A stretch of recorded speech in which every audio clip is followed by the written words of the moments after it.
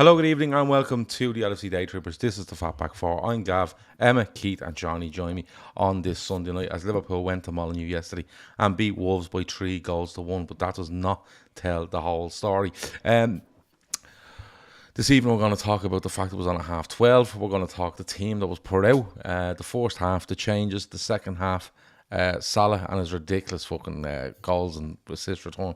And I look forward to European football during the week with Europa League kicking off away to LASK, isn't it? LIS? Yeah, Lask. Yeah, one of them lads. But we're going to do that. Anyway, let's see how the lads are. Seany, how are you? Good. Yeah? Good. Can't complain. I think a good weekend results-wise around the league. Again, the only thing worse than a 12:30 kickoff is a 12:30 kickoff away after an international break. And I can't imagine anyone enjoys them, to be honest with you. It's like people who tell you they enjoy doing 10k jogs. They're fucking liars. So they just enjoy telling you about it. Yeah, it's just like, that's exactly it, Keith. They just say, that wasn't that great crack, that 10k I just ran down. Sounds horrendous. Yeah.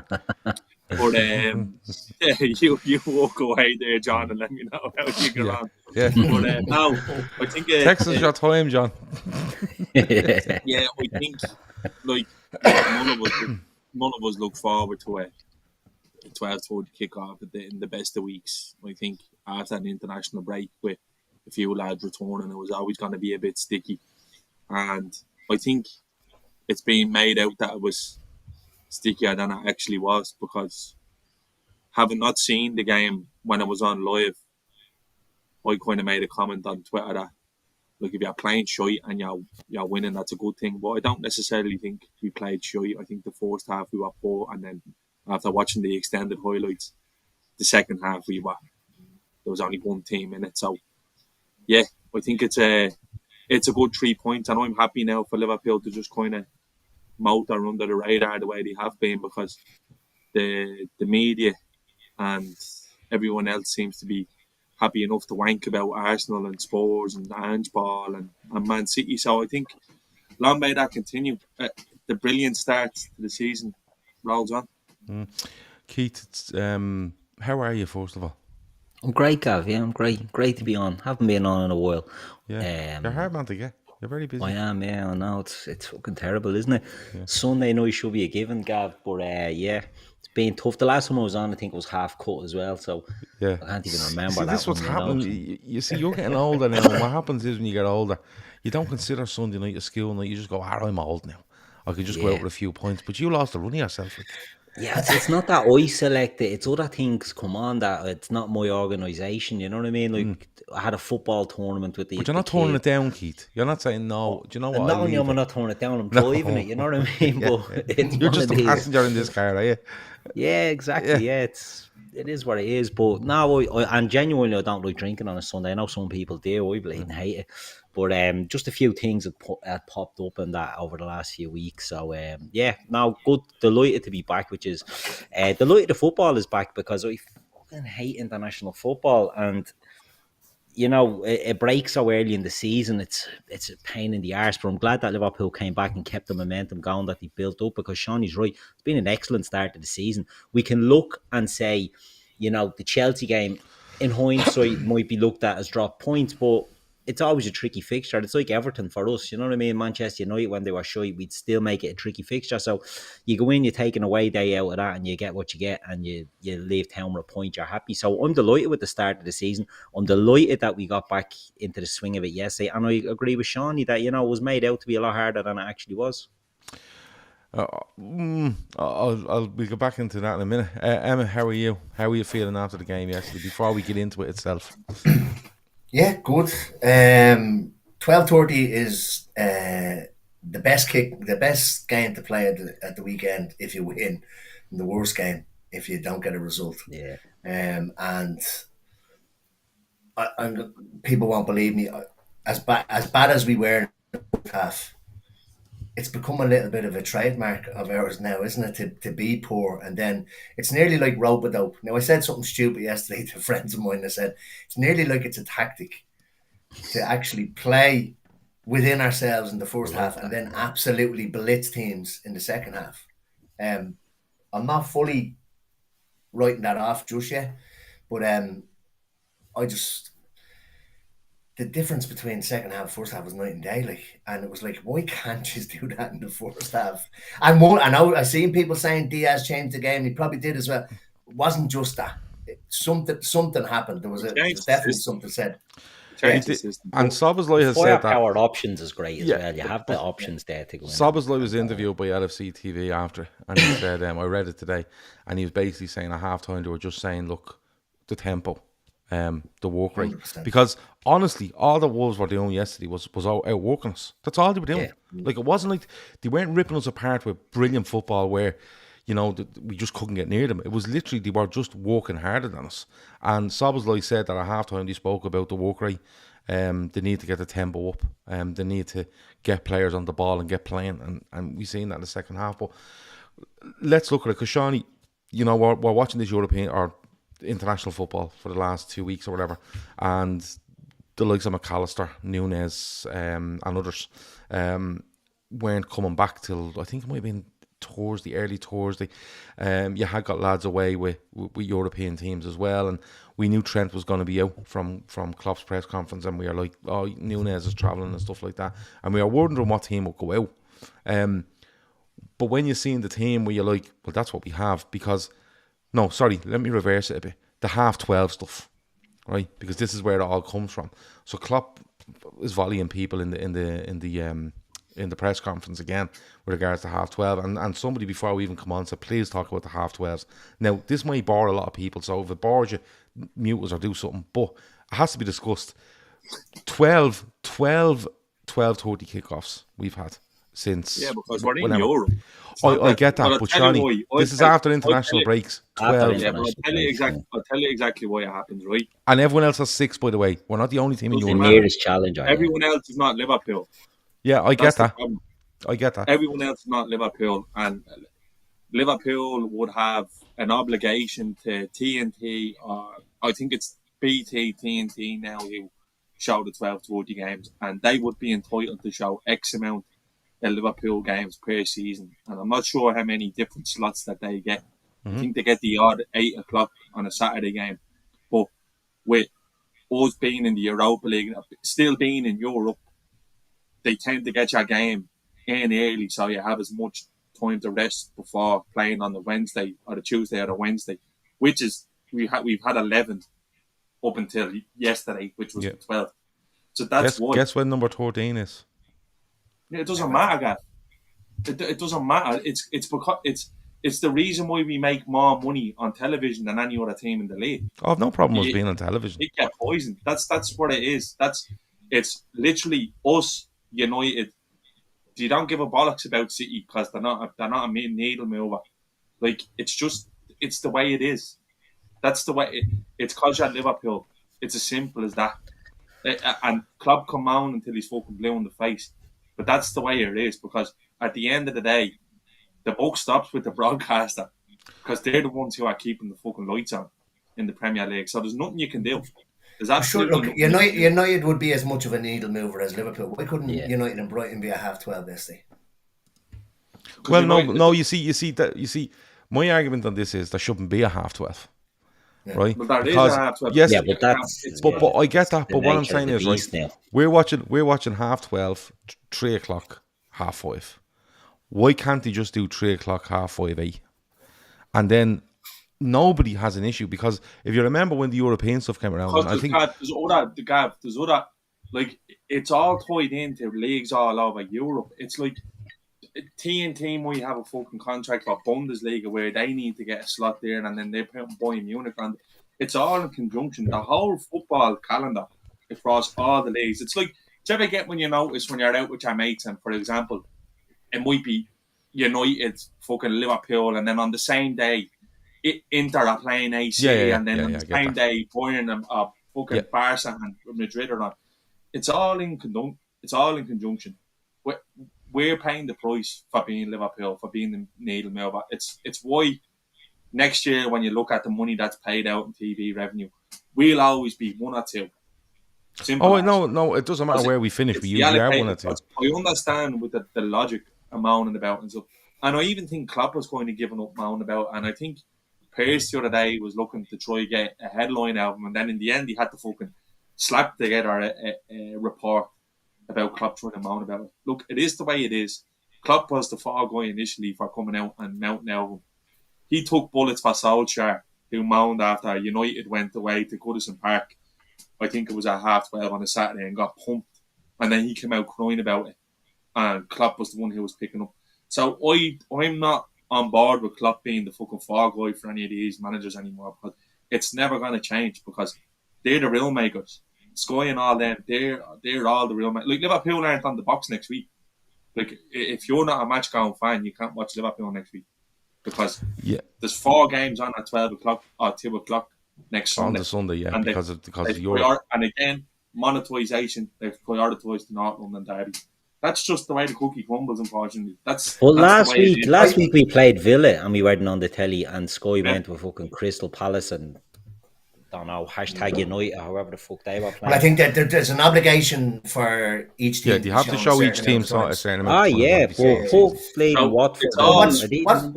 There's only 4 international breaks during the season. Surely they can move those 4 games and just not have a 12:30 on those 4 Saturdays. Emmet, I'll go deeper again, right? I'm not even joking you. And I'd say it's probably 2 years in advance that them slots are sold to advertisers. That's the way it is. That advertisers would have paid to have their ads on it. That's how they make their money. Yeah, I know. I completely get that. But that's the way that, like, I agree. It's the biggest load of fucking pants on once. It's bollocks. It's complete bollocks, and it always happens to be Liverpool. And they'll even lean into it because they know Klopp will give them clicks up. It's all in conjunction. It's everything. It's the state of football, and it's going to get worse because they're going to expect them to play more games. Like, what's worse for me was fucking England played Scotland in a friendly on the Tuesday. Yeah, in an international game. Because they want to get the 2 games in. And that was on free to air in fucking England. It's just games for game's sake. It's on free to air in Ireland as well, which surprised me. Do you know, like, so that's what I mean. It's fucking stupidity. Like, international friendlies being, like, give these lads, like, they're off again in November for another week. They're off, and that's what I'm saying. When they're off again, Is it not October and November? No, I know the October one, because after the October one, Liverpool are home to Everton at 12:30 on the Saturday. Yeah. I know that for a fact. But look, I think my whole angle on it is, like, I'm not saying, like, the stats are there. Liverpool have played double the amount of 12:30s, and I get what Seany's saying with regards to Liverpool being a big name. But, you know, and I completely get, you know, who did you want to watch at the first game back after 2 weeks? It's probably Liverpool and Manchester United. Right, maybe you throw Arsenal in there, maybe 1 or 2 others. But I wonder where it gets to the point where, you see, it's probably going to come down to Klopp going, listen, this is a load of bollocks, and being public about it. And then people go, he's moaning again. And then in 6 months' time, it turns out they get rid of the 12:30s, and everyone will just go, yeah, that was the right decision. And they just forget what Klopp said. I know. I'm not saying get rid of the 12:30s. I'm saying on the international breaks, they may do something with it. Because it's, for me, it's a bit, and it's not just because it's Liverpool. I'm kind of going, there's lads literally showing up here at fucking 9 a.m. on the Friday after playing in South America, and we're playing 24 hours later. Do you know what I mean? It's a bit of a mad one. But anyway, that brings us to the team. Do you think it's a TNT, BT thing and Sky thing? Because they used to alternate seasons where BT would have the 12:30 kickoff one season, and then Sky would have it the next season, and the opposite would have the 5:30. But for the last couple of seasons, it's BT have always had the 12:30. So and it's only really become, to be honest with you, the last couple of seasons. I do get a bit lost with that, because when it comes up Liverpool are playing a 12:30, I usually have to look her up and go, who are they on? Where are they on? Do you know the sort It's of always TNT. Yeah, but It's always TNT. I remember years ago, it used to be like. Yeah. I'm really sure. I think Years they used to rotate it. yeah, they each used to season. rotate them. Yeah, 100%. Because I used to have to look where they were. Aidan says, and this is a fair point. He says TNT/BT are using Liverpool now while they can be. Once the Europa League starts, our games will be Sundays, and TNT do not have a Sunday slot. So Correct. yeah, that's fair. That's fair. And I get them. I get them wanting to make that money. I'm just saying, from the whole game point of view, I think with teams having so many international players now and turning back up as quick as they can, by the way, and turning up on early Thursday afternoon for a Saturday game, like you didn't see a lot of Liverpool's players, you know, that you would advertise them as for that game. So it's just a bit of a mad one. But Keith, the team, you know, Alisson's in goal. We know Trent is out, so we expected Gomez to go in there. But there's two probably big things in it for me. Kwanzaa is one, and the second one is McAllister. So I want to kind of concentrate on them two.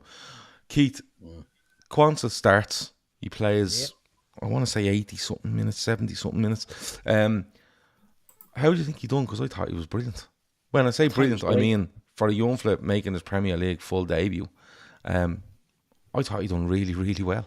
Yeah, I'd even go more than that, like for the young fella making his Premier League debut. I thought he was excellent. I thought he looked more assured than Matip, certainly than Gomez as well. Now, I know Gomez was playing right full, slightly different, but I thought Kwanzaa looked very good.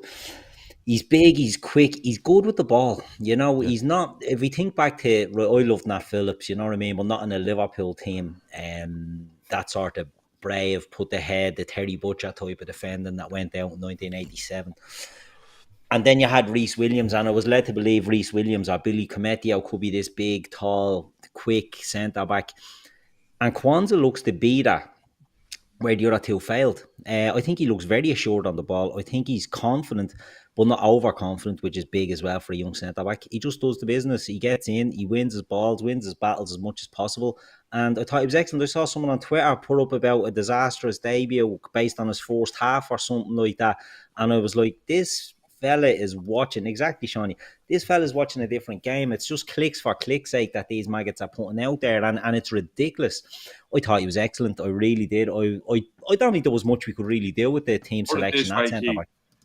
If Kwanzaa was playing for Lens and was a 19-year-old fucking French centre-back, they would have been wanking over his performance telling Liverpool he should be signing him, having never watched him play football in their life. So that's just 100%. I think the biggest thing to come out of it, I think, and Tommy says it there actually, he says Kwanzaa was excellent, played in a makeshift back four. Like, you have to remember, he's playing beside Matip, although I don't even think he's played with Matip. And then he has Gomez, who is out on the right. So it really is like the three of them there going, we don't usually start. Do you know the sort of way? What's your name again? Yeah, and then you kind of have not a patched up midfield, but you have a McAllister going in there that, and you'd wonder whether he's going to play. But I just thought he was really, really good. I just thought, like, don't get me wrong, Liverpool went good in the first half, and we'll touch on it in a minute. But I think it wasn't down to the fact where you're going, we're all over the place here because this Kwanzaa fella is all at sea. It was far from that. I thought he was actually, and somebody I think said it there, felt it was the best defender in the first half. Yeah, I thought he was the most assured defender of the four of them in the first half. He looked like he was the experienced lad, and the other two were the lads making their debuts. That's the way of looking. Yeah. They seem, I think it was more so because they were probably expecting Gomez to cheat into where Emmet was, or that was probably the plan, and it wasn't happening. He didn't know where he needed to be on the pitch, Gomez, to me, and didn't know whether he was to come across and cover him or not. And I think they sorted that out. Yeah, when Neto gets up ahead of steam, he is very good. Pedro Neto is a very good player, boys. He's very good. I'm sure he was linked with Liverpool. He was linked with Liverpool before that. Would you link him again next season? Well, to be honest with you, the injury he got was horrendous, and before he got that injury, he was flying, and a lot of people were kind of mentioning, you know, he would be one that was way up there on the list. He was very good. I think maybe before we signed Diaz, actually, I think maybe that was the name. His name was floating around at the time. Seany, Emma touched on something earlier there about he feels like, not that he feels that this might be a plan, but it's a fucking plan, what we're doing in the first half. But two things on this, right? McAllister comes back and he probably feels he has to throw one of them into midfield, because if he doesn't, he's probably ending up along with it. a Jones, Szoboszlai, Elliott, and he probably thought that was a bit maybe too lightweight Could have played in Endo. the midfield. Yeah, well, it was Endo away as well, though, wasn't he? Yeah, But I know you're gonna. I think a lot of the problems in the first half comes from the front three that we pick.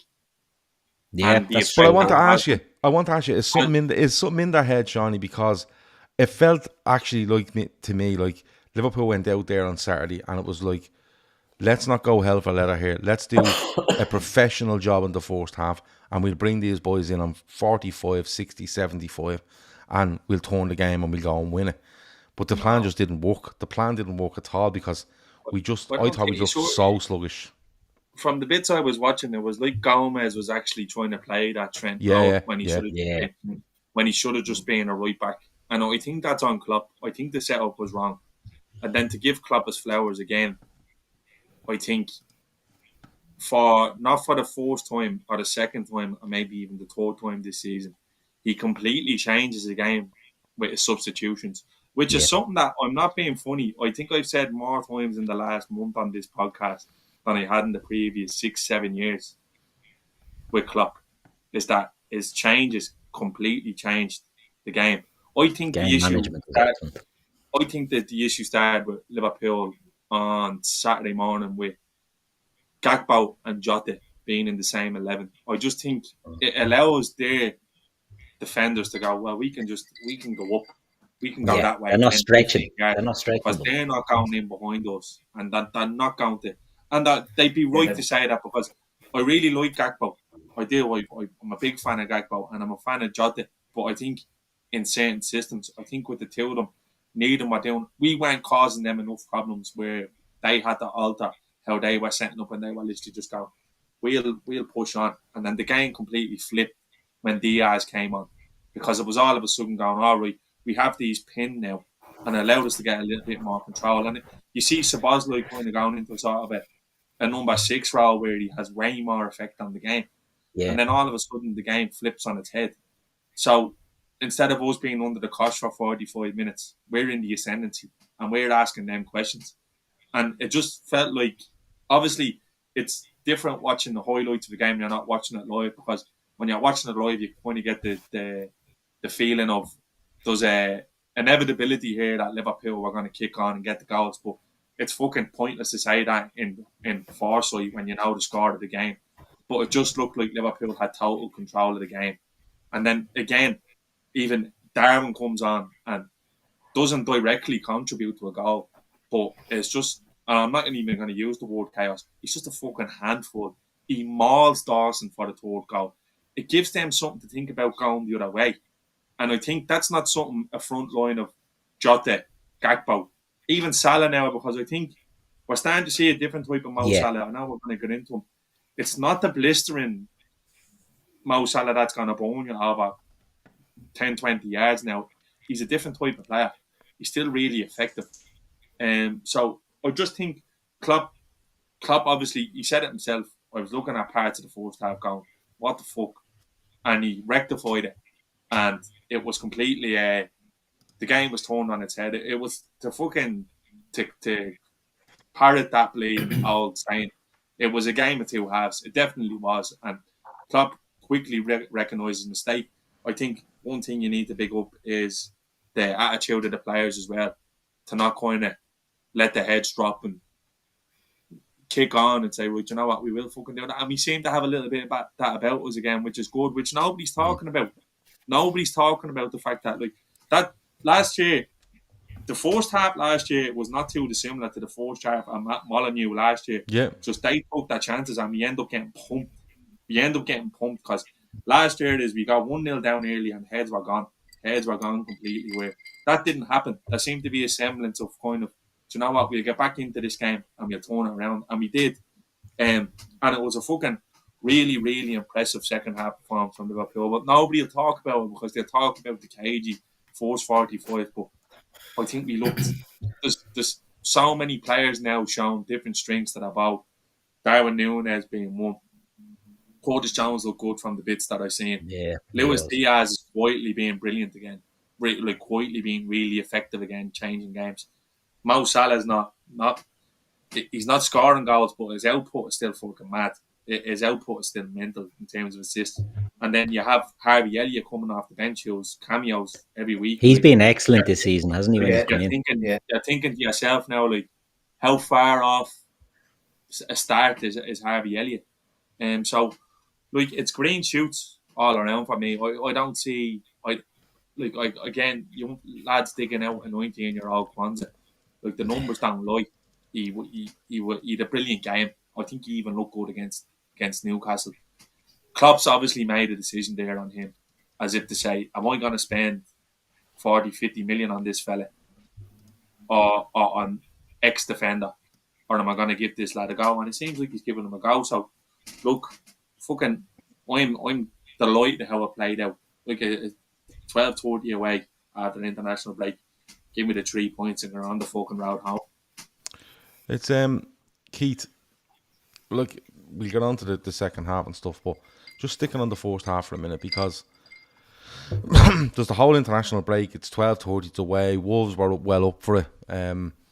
Although I think we were sluggish, but if we do that against a better side, we could be in trouble. So although we win the game, and like I said, we'll talk about the positives in a bit, you have to look at that first half and say, listen, you need to start quicker than this.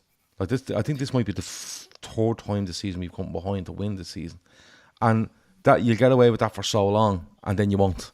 And you know how this league's work, Keith. If you mess up twice, you're out of it. Simply out of it. You know what I mean? Like if we mess up twice in the next month, we could be 8 points off Man City, and we're not clawing that back. We just aren't. Not the way they play, and the way everyone else reacts to how they play. But yeah. You still have to look at the negative pieces of it, Keith. Although we're all delighted, and for me, if you, regardless of who you're putting on the pitch, if he can play with him or whatever, the work rate has to be there, Keith. And it just wasn't there for me. It was second to every ball. It was half tracking teams, and I laughed me head off at Man United on Saturday. Like, I laughed me fucking head off watching them on Saturday. But part of us in that first half was a bit lax tracking, getting to the pitch of the ball, sloppy passes, and you'd be laughing at one team one week, and the next week you're doing it unless you fucking sort it out quick enough. Yeah, I sort of get where you're coming from, but I don't totally agree with it, because that's okay. I think I'm not saying it's a shy point, Gav, but it's if it was, you tell me. Point. I'm only joking. I think we've been behind the 8 ball a lot this season, in the sense, we are giving away goals and that, but we've played 2 games with 10 men. Well, parts of 2 games with 10 men. We've been patching in teams, but the difference is we're winning these games, and the fixtures have been difficult, and the camaraderie in that team, you see it when Elliott scores and him and Curtis are in the blatant crowd, and even on the second goal, I think it is, that they're shouting. It reminds me so much of the title winning team, in the sense that they all look to be up for the fight, whereas last season they didn't. And I think if you look at Manchester United, for example, if ever there was a false dawn, was them last season, in my opinion. They took advantage of other teams being a little bit shy, and they ran, and they had this big grandiose thing that they're back. I don't compare us with them at all.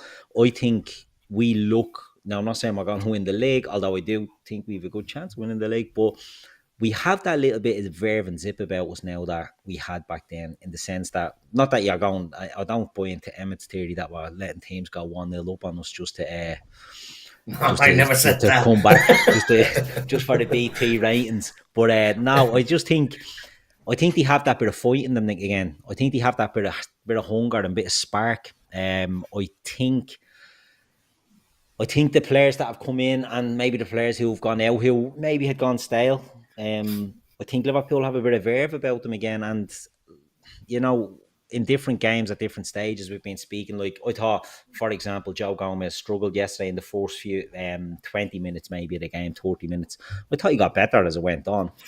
I thought Matip was poor yesterday, but I thought they were excellent in other games. I think all the players are starting to look a little bit like they have it now, with the exception of Alexis McAllister. I wouldn't have played him yesterday. Not a chance. I would have looked at anyone else. He looked like he was on fumes. Well, he played in Bolivia, and I watched the game in Argentina against Bolivia, and he was very good in it. But they're playing at 13,000 about or something, isn't it? 12,000 feet above sea level, and you had It's like playing oxygen on Bray and Head. things. It's ridiculous, and it's just, it's very difficult to come back and play. And I sort of looked, I didn't expect him to play. I didn't expect any of the South American, Bart Allison, to play, and I was surprised that he was the one who did come into the team. And I think he just looked off. I know I'm a huge McAllister fan. He looked off. He gets an early booking, and I think he was absolutely screwed from early on. But I think Liverpool feel their way back into it. And I think, Neto gives them nightmares. He's all over Joe Gomez. That was the Wolves' game plan. It was an early start. They know Liverpool don't traditionally deal well with the early starts, or haven't in the last year. They're back from the internationals. They know there's going to be a lot more verve in the Wolves team. They're at home. It's an early kickoff for them. They know we can get at Liverpool here.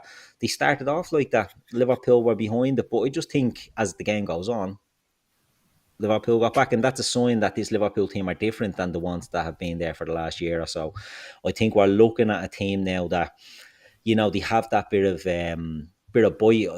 The players we spoke about, Szoboszlai I thought was brilliant second half yesterday. Absolutely phenomenal, dropping back into a 6, and he's done that as well. He's had to do that before, didn't he? And was it Bournemouth? He said he had to drop in when they went to 10, well. And I just think he's looking, but still manages to go up and down the pitch. Yeah, he's a big engine on him. Curtis Jones, we said Harvey Elliott's coming into that team. Like, there's a young bunch of players in there, and I know Ryan Gravenberch comes in and at the end of it, but it's another 21-year-old player. They look hungry and they look like they have legs, and I think that Liverpool, we're seeing the shoots of the new Klopp team, and I think they have that fight again. And well, wouldn't say I wasn't worried going 1-0 down, but I did genuinely think that what we've seen, based on evidence, we would get that back. Whereas the thing with Manchester United being poor and laughing at them, I think they're a poor team in a very bad moment, and they don't have it. United reminded me of us last year. Just teams running all over them. I know this is not. Yeah. It's just a point out. It was very like it. They played 58 games. I think they played a lot of games last year. They go all the way in the Carabao, all the way in the FA Cup, and deep into the Europa League. So they play around 58 games, and like, don't think they do the requisite business. And it's like watching Liverpool. It's like very reminiscent of watching Liverpool. Now, I'm not saying I have any sympathy for them, but it's just, you can see that the players are just, they haven't got it in them. Like, I retweeted a clip there earlier about Brighton's second goal, and the only thing I can notice is that Marcus Rashford's walking after the ball. It's shocking. So, I don't know. I think it's worse over there than it was for us last year, because they don't have as good players as us. And exactly, and like how long is fucking Ten Hag gonna get off the back? And they have a manager going around causing rows when he can get his fucking hands on as well. So leave them to it. I fucking wish we are just playing them next week. Honestly, I just. No, I think you're better off playing them when they feel like they're going to come and get you, and then you go and get them, because that's what happened at the 7-0 at Anfield, and they thought they were coming to Anfield for a nice day, and that was just the best thing ever. Emmet, Keith mentioned something there before we got off the first half, and he said, and this probably leads us into the second half. That team last season, okay, a lot of them go to Molineux, they go to Brighton, they go to the different parts of the country, and they Forest. Yeah, they just capitulate. There's nothing in them. They go 1 down, then it's 2, probably end up 3. There's no ideas. You can see there's no energy in them. But we are being outworked yesterday, but their heads never dropped. They kept going, and then bang, they make a few changes. And like, to be honest with you, they had Wolves exactly where they wanted them from the start of the second half yesterday. I think Diaz makes a massive difference. I do, because, and I agree with the lads who said it earlier, because, like you said, he can go in behind you, but not only that, if you think Neto runs at you, this fella just fucking terrorises you, and he's changing his game where he's going inside anyway, which I love about him, because it just puts that doubt in people's mind. But is that the biggest thing to come out of yesterday? That we were in a similar situation there last season, and this season we came out and went, and a lot of the same players, by the way, they came out and went, no, we're not having this. we're going to go and we're going to win this game. Yeah, I agree with Keith. I think if that game was last season, we definitely lose it. But I said it earlier on, at no point, because we've done it twice already and once against 10 men, I always thought that we were going to come back. And then we saw it probably the last 10 minutes of the first half. I think we were a lot better. We nearly equalised just right on the stroke of half time. But it's that, and I hate saying it, mentality monsters. That game yesterday actually reminded me when we went to Villa.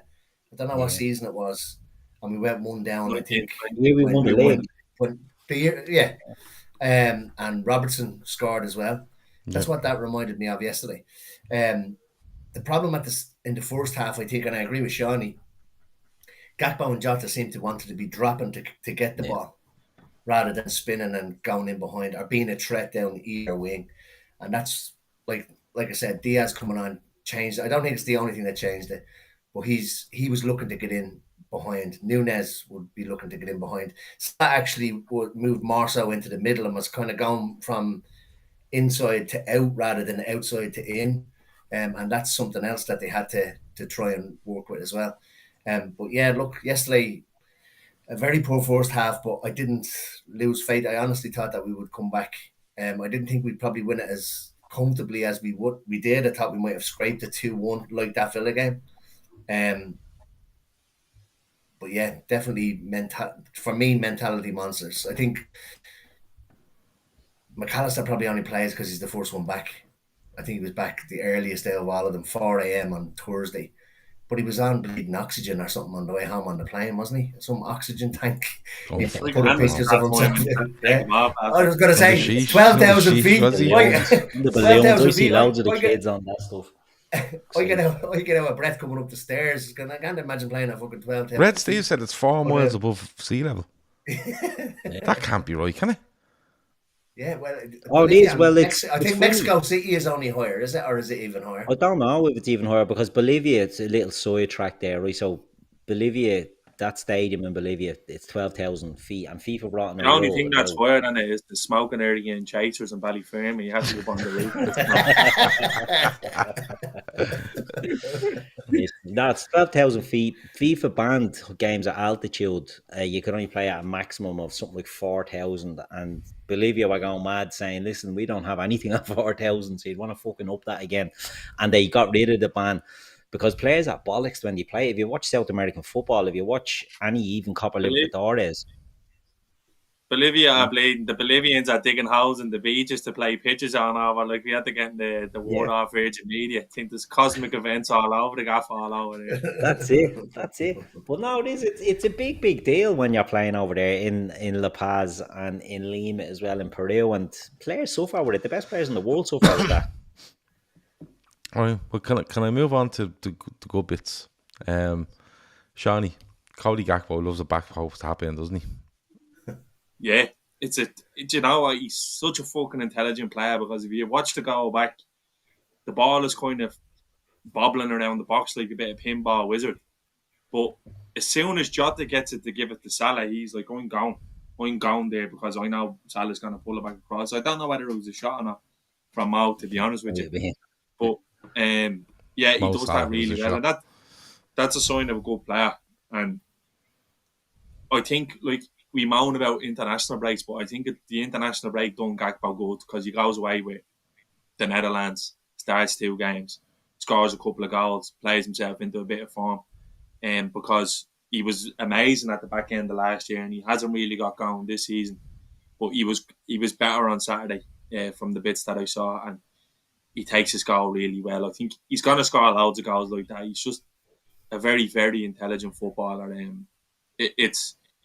And Szoboszlai's break through the midfield is fucking majestic as well. He's just like a gazelle, like Shergar riding fences he was, and then just lays it off to Diaz on the edge of the box. So it was a really good, it was always going to be something like that, because when you're 1-0 down away from home against side like Wolves, who are trying to just fucking, they pack out the box and make it difficult for you, and you just have to find the yard somewhere. And we done that. It was a brilliant, it was a lovely little finish. I was delighted. Sorry. LFC Monty, I missed that a minute ago. He says, Mac 10 won't be the first lad that's come back breathing heavy from Bolivia. So there you go. Keith, I'm going to go on to the second goal in a minute, but can we talk? Do you know what? I see stats on this fella like literally every week, right? Because the stats keep going up. But Mo Salah is a joke, isn't he? Like, I was looking at today, 266, I think it is, goal involvements in 310 games for Liverpool. Like, he's breaking his own records. Like, he's literally, like, I seen it, was it the last game before the international break? It was like Mo Salah is the first player since Mo Salah to be involved in goal contributions for 10 games in a row or 15 games in a row. Like, he is changing what he's doing. He still has that pace for me, but I think he's becoming. I think it's a maturity in him, rather than the style of play thing. I think he's shouldering a lot more responsibility in this team, where he was just this flying fella that would just get goals and assists. I think his responsibility, he kind of feels it now at Liverpool, but it's just mad to read every week. Like, it really is. Yeah. Like, I seen Seany tweet today and he said he's the best winger the Premier League's ever seen. Go and argue with someone else if you think he's not. Like, it's hard to argue with that. You can't argue with that. Like, the thing is, right, Mo Salah, Seany touched on it earlier and said, you know, he's changing his game. He's not the Mo Salah that he was. And that's the thing, like, you're seeing now, it's all goal involvements now. No one's talking about goals. For the first, 4 or 5 years, it's all Mo Salah goals, Mo Salah goals. The goals are starting to maybe dry up a little bit from where they were, but the involvements are going up. Is all-round play is a lot. I'd say it's a lot better. I'm afraid to say it's a lot better, because when he was lightning quick and he was tearing teams up, it was pretty good as well. I think it's more creative. A team player, he's getting in the ball. He's getting on the ball in better areas. Last season, I know we keep going back, it was a shit show last season, and I just felt he was terrible last season. He was standing on the wing. He wasn't getting involved. And I just think now, I think Emmet might have said it earlier, like, he's getting in different positions now that he's picking up the ball and he's causing havoc. And the type of assists he gets, when you look back at a compilation of his assists, outside of the boot, little zingers across the bleeding box and all, like, they're absolutely ridiculous, some of the stuff he does. The ball to Robertson yesterday, great little roll into him, you know what I mean? So we're seeing a different Mo Salah, and while we're now looking at goal involvements rather than just pure goals, it's a sign of a player who's maturing and is changing his mindset and his game, because he's not having to get, don't get me wrong, I never want to see him take a penalty again, but I think I'll have to live with that he will take penalties when they come up. But I'm not comparing him with Lionel Messi, because no one sort of compares with Messi. But you saw when Messi got older, he wasn't scoring 50 goals in a season. Do you know what I mean? He wasn't scoring 60, 70 goals in a calendar year. But he changed how he played, and I think we're seeing that with Mo Salah now. The pace is, it's still there to an extent, but it's not as blistering, and he has to maybe preserve the energy from the runs. But we're seeing a totally different player, and it's great to see, because the problem Seany touched on it as well in that first half was, you were dead right, Sean. It's the players were too deep, the forwards weren't stretching, and Salah isn't that player anymore. So the other two you have to get something from the other two that'll do that, and that's where Diaz has been excellent, because Diaz will sort of try and stretch, or will get in behind.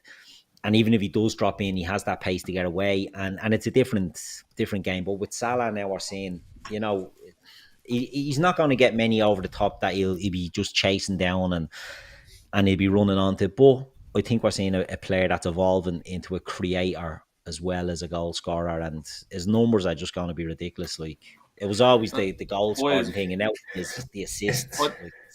I don't think it's a coincidence either that you look at the two, like, we have six forward players we can pick from, with Darwin, Diaz, Jota, Gakpo, Salah, and you're saying Doak, right? I don't think it's a coincidence that you have lads who are comfortable in dropping and taking the ball in space, and then you have other lads who are capable of fucking being lightning in behind. And that has to be a fucking nightmare for teams to set up against, because you're thinking, there's Gakpo, you're the centre half. Do I go with him? Do I stay? Do I leave all that room in behind? Well, nobody's going to run in. Oh, well, do you know what? Nunes is on now, so I kind of have to watch that, and he can get torn now. And then you have Salah, who was previously probably unpredictable. Where a big thing for me is now, he's cutting inside, and he's not just fucking shooting every time. He's laying it off, getting the back or playing it in behind. So there's like different strings about. Like I think Mo has always been underrated as a playmaker, just solely because of the amount of goals that he scores. The year we win the Champions League, some of the assists he get are fucking outrageous. Some of the passes he's made are outrageous, and we're just seeing more of it now. I think because there's other players capable of just fucking putting the ball in the net. That's not because Bobby was the one who was doing that type of stuff.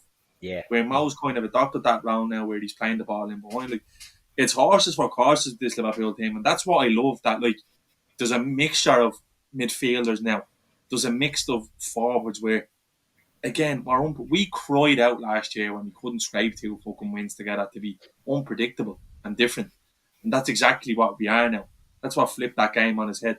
I'm not gonna lie to you boys. I was kind of feathering the nest and making peace with the fact that Mo's off next summer, but I actually don't want him to go. I really don't. I genuinely don't. I hope he sees it. I don't think anyone wants him to go. I understand it's probably in the works or whatever, but I thought I was comfortable with him going, but I'm actually fucking not, because I won't be happy with this fella leaving the league until he gets the flowers that he's deserved. He's the best wide player the Premier League has ever seen. Hazard, Ronaldo, Giggs, stick them all up your bollocks. Ronaldo was scoring loads of goals for United that time. He was basically playing as a centre forward. Mo's a winger. He's always been a winger. His output is off the fucking charts. I put up a tweet earlier ago. It's the best winger the Premier League's ever seen. Talk to the wall. And you don't get any pushback. The opposition fans know it. That's why they're fucking desperate for him to get. They hate him. They want to get rid of him. I hope he stays till the end of his contract, because I don't think his job's finished. I don't think he owes his hand, but I don't think his job's finished. I'd love to see him sign a contract extension. I don't think anyone wants him to leave. I just think with the sort of money that's being touted, I think it'd be hard for us to get a contract extension out of him with this sort of money sitting over here, and he'd be 33, 34 years, but whatever he'd be. But I think you've kind of hit, Seany, on what I was saying, and Keith a little bit as well.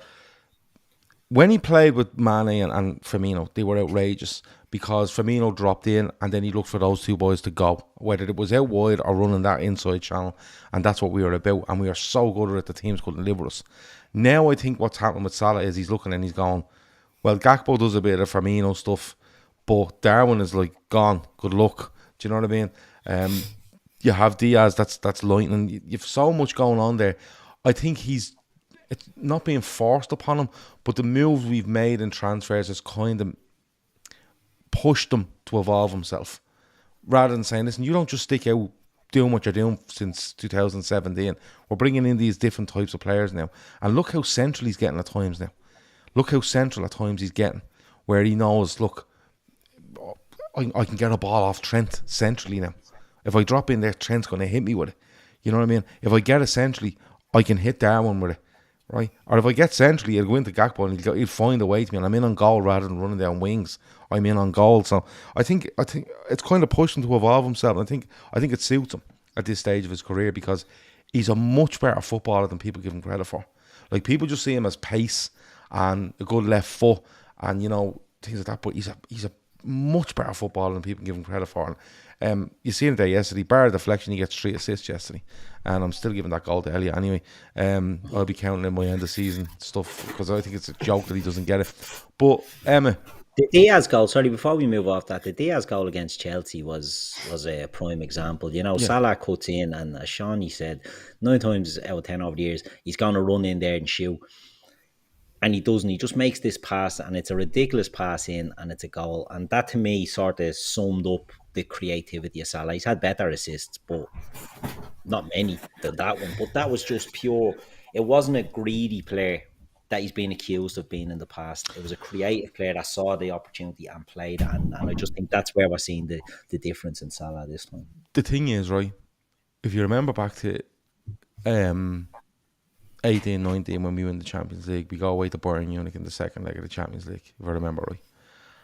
And he hits a ridiculous outside of the foot pass for Mane, I think, to score the third on the night ahead, right? And everyone's like, did you see that from Salah? Now he's just doing it, and everyone's going, yeah, just Salah just does that. Salah just does that. Do you know what I mean? And even that one, what we're going on to now with Robertson, it's not easy what he's doing. It's not easy. Not with the outside of your foot to weight it like that. It's not easy. But Emmet, I was fucking thrilled to see him score yesterday, because the amount of times you see Andy Robertson intercept, pass the ball, run 40 yards, and then go, I'll just stop here now and let them do it. But he kept going and going and going. And it's a brilliant, brilliant finish. And it was a huge goal for us, wasn't it? Because for the dominance we had in the second half, you'd have been gutted, really. Even though the first half, what we've spoken about, you'd have been gutted coming away going, we should have won that. But to see him captain on the day, slotting that home, and the reaction of him was absolutely brilliant. I mean, you want to see more of it from him. It was his 200 game as well, 200 start or 200 game for Liverpool, captain on the day. It's actually him that picks up the ball in the centre circle from the Salah kick out. He just continues on his run. It's an unbelievable ball. Do they call it a Travella? Is that what they call it when you pass with the outside of your foot? I don't know. It's a Travella. I think Salah's had 3 or 4 of them. It sounds like a fence you'd put out the back. Yeah, trellis. He's had 3 or 4 of those assists this season. At least 3 or 4 of those balls into the box with the outside of his foot, right foot, left foot. But Robertson's finish, I think, is just as difficult because he's hitting it with his left foot. Your natural reaction is to try to swing at that with your right, and you're not left footed. One of the more difficult finishes that you've seen Robertson. He's had way easier chances than that, and he's blazed them over the bar, blazed them wide. But you could see what it meant to him when he ran towards the fans. An unbelievable goal, a great finish. It looks like it's only a tap in. It's definitely not. Try do it. Get a ball and get your mates and go down to the park and try and make that finish. It's extremely difficult to let that ball come across your body onto your left foot and slide it home. Trossard scored one for Arsenal today, similar, didn't he? Similar. Well, I wasn't watching. But they're forward players. And I'll just say something, by the way. Robertson has been fucking brilliant this season. He has, Brilliant. Very quietly under the radar, hasn't he? He's not getting any of the flowers for it. Well, you see what's happening at the moment with Robertson is I think he's been very good this season. I think the back end of last season he looked a bit lost for me in what we were trying to do, and he was on the verge for me of becoming a scapegoat because he was meant to be kind of trying to play this left-sided centre-half thing when he really wasn't. He was just a left full-back, and we were just playing 2 centre-halves really wide and letting Trent go and doing what he's doing. And you're seeing all summer people saying sign a centre-half, sign a left-sided centre-half. And I think we should sign a left-sided centre-half, but for different reasons. I think we should be looking to future-proof that part of the team with just the age Virgil van Dijk is at and stuff like that.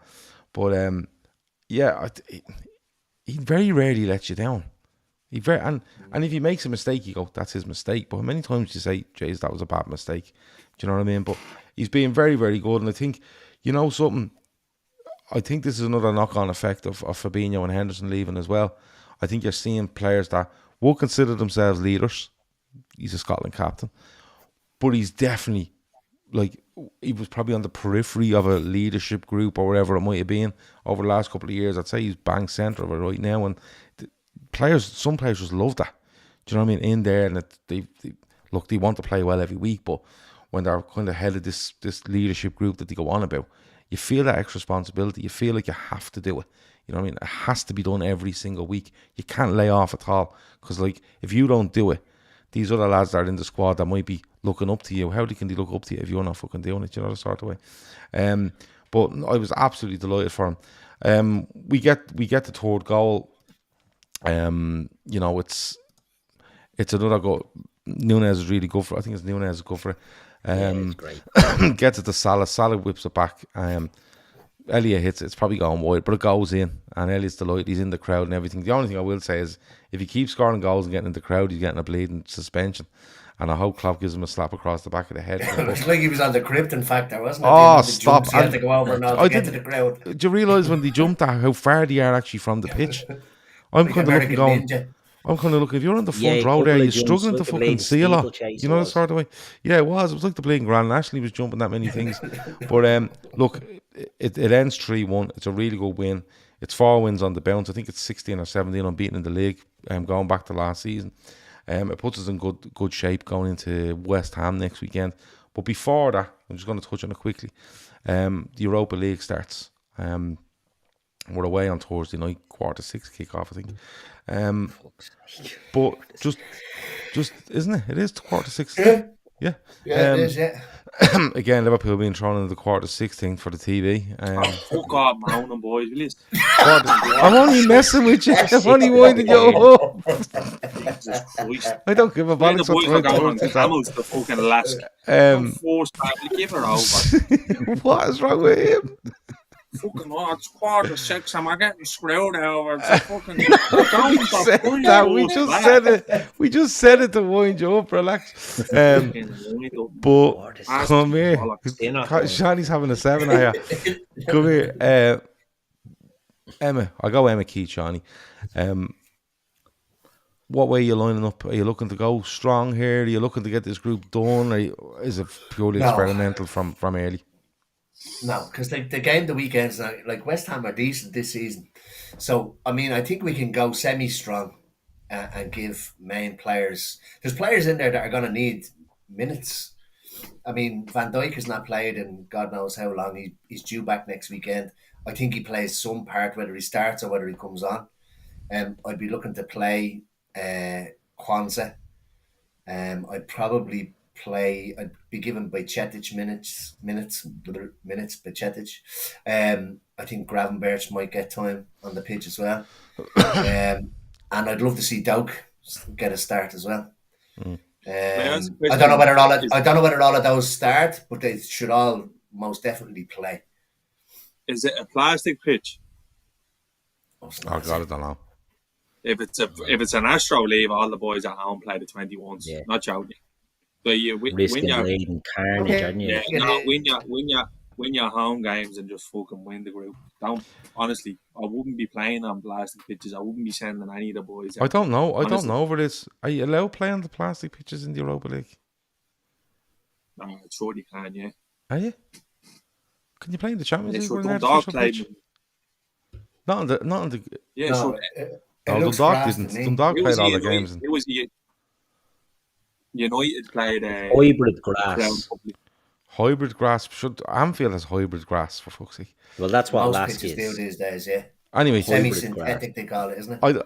I don't like. I'm all for throwing a load of lads out there, but I don't want to get to the stage where we're kind of going. This is like League Cup level of players. Do you know what sort of way? People are saying there Van Dijk, Kanate may need some minutes before they get back into West Ham. I'd play Kwanzaa again, and I'd probably play Gomez with him. If you can find something to do at right back, but that's the only thing. What was his injury? He went off injured, Kwanzaa.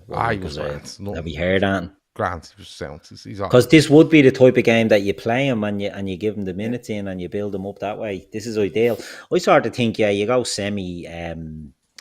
West Ham, of course, maybe gets a game. Europa on Thursday as well. They're home. Yeah. On Thursday. Who are they playing? I don't know. I can't even pronounce their name. Fucking they got the 8 o'clock. Yeah. Sorry, just before we saying, all 3 of our away games are at 6:15 in the Europa League. Yeah, for the telly. Well, it gives us more time to get home, I suppose. Yeah. But there you go. Take the positives. But now I jet lag, I suppose. We're not going to Belgium or France as well. We're not going to the bleeding Arsene or Azerbaijan bleeding. Shoddy hates you. Well, that is the beauty. That is the beauty of the draw. Honestly, I'm considering not even giving it any thought until we're at least in a quarter final. It's a load of bollocks. How am I to say? Like just for entertainment. This is some of the teams playing, right? Serbia are playing Slavia Prague. Swiss against Serviette, is that what you call them? Servette, yeah. Yeah. Sparta Prague are playing against the bottle of bleach. Erdis Limassol, fucking West Ham are playing the ESBs over 25s. I'm sorry, boys. I should be getting above our station. We're in it because we deserve to be in it. But this sounds a little bit elitist, but it's a fucking load of bollocks. Look at the shite in that. Well, I think if you look at the players that you should bring in, I think Tsimikas might play, Kwanzaa might play. I think Doak, Bajcetic, Gravenberch. I think them at 4 or 5. I think you'll probably see. I think start. Elliott might get started. Endo might Elliott play as well. yeah. Because when else So is there's- he going to play? But look, that's what it's all about. You know, getting players out, and we said it, getting players out and getting the minutes. And if there's players come back from injury or like Van Dijk's suspension, but he's played 2 games, Van Dijk, hasn't he, in the international? So he's absolutely fine. But look, just you should win that group easy. But if there's one player, then Seany, I'm not going to ask you to name a team. Fuck that. Like I've caused enough more here. But Seany, there's one player you do want to see in the Europa League this season. I think I know your answer already. But who's the one player you really want to see? Put him in there and let him fucking play. YNWA. Right, great. Just hold him midfield. He won't play on a plastic pitch. Just give him a 6-game contract and say, look, Jan, there you go. Here's a run out for you. All the best. No, it's obviously dope. But Bobby Clark as well. Yeah. It was deadly in pre-season. But yeah, dope. But Darwin's going to score about 15 goals in the group stage. Right. Yeah, Darwin will have a good cracker, I'd say. Did Steve McDonald says Custard Cream League. Did you say Custard Cream League? Did you say that? No, Shani? they're in the conference. All right, okay. All right. Okay. Well, listen, sure, during the week we'll be talking more about that Europa League stuff. Seany won't be on that show, just to let you know. Spoiler alert. He's busy. busy that day. My father do fucking pretend he drafts and quizzes. Seany's doing a healing circle on Thursday at 5:45. He can't make it. Right. Listen, rest of the week we will be on tomorrow, winners and losers. We'll probably be on Wednesday, looking forward to this Europa League group. We'll definitely be on Thursday after the game. And Wednesday, we might be doing the Premier League show. We throw it in Tuesday or Wednesday as well. So there's loads and loads coming up during the week. But I've really enjoyed that show. Liverpool have won again. 13 points from 15. We look forward to that game on Thursday. Some of us do. And we look forward to the game against team West Ham. playing in the Conference League called Kuka Ricky. Not to be and then another one that sounds like a Call of Duty map, Zoya. Sounds like a call. I'm going to have a game of team deathmatch on Zoya. Now, I'm probably talking out of station there. That's probably a bleeding war-torn country. So sorry. Yeah. But for comedic purposes, they're getting lashed out with, so deal with it. It's in Ukraine and all our no way. Apologies. They're having to play at Tranmere's ground and Seany's absolutely lashing them out. So anyway, that has been the Fatback 4. Liverpool win again. As I said, loads of stuff coming during the week. The game on Thursday, the game next Sunday, we'll be covering all as we go. Emmet, anything else before we go? No, all good. All right. Seany, anything else before we go? No, all good. You've said enough. Yeah. Keith, anything else before we go? What music are you listening to? All good. I've been dying to ask you for about a month. Do you know who I've been listening to? I'm a bit of a weirdo. I'm back. I love Joy Division, right? But I've been sort of going down the alternative music in the 80s. And I've gone into a bit of Echo and the Bunnymen. Do you like Echo and the Bunnymen? Good Scousers as well. Quality. Bit of that desperate sort of 80s music, you know, like The Cure and all that sort of stuff. So I'm doing that. The Smiths, love the Smiths, but I have a great playlist there, Gav. I must share it with you. Share it on me. Because I'm doing a massive Christy Moore rabbit hole at the minute. I have been for about 3 weeks, and even the dog is looking at me now, going, "This prick's playing this again." So wait till he hears the Jesus and Mary chain. He'll be leaving you. You'll be going looking for him at night. Anyway, send me that playlist, will you? I will, of course. Send it on to me there and I'll lash it on for the dog. Right, that's been it. Spanish dog. Talk to you in a bit. Over and out.